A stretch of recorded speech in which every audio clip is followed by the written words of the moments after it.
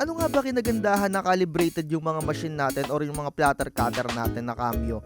So eto, no, ipapakita ko sa inyo, hindi na ako nagpiprint, bleed, offset, inset.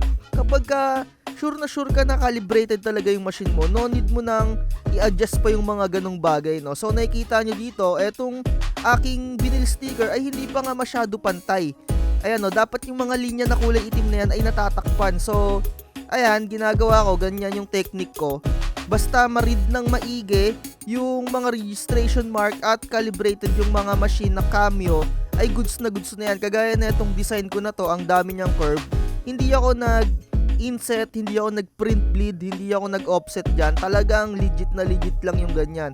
At talagang kailangan mong i-calibrate yung Cameo mo kapag napapansin mo sumasablay na. At wag kayong maniniwala sa mga nagko-comment or nagsasabi sa inyo na hindi kinakalibrate yung machine na Cameo. Kaya nilagay yung settings na yun ay dahil may gamit yon.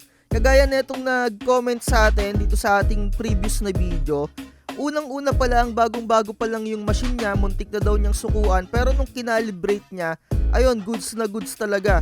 So, ayun, wag kayong maniniwala sa mga nagsasabi-sabi na kung sino-sino na hindi daw kinakalibrate yung machine.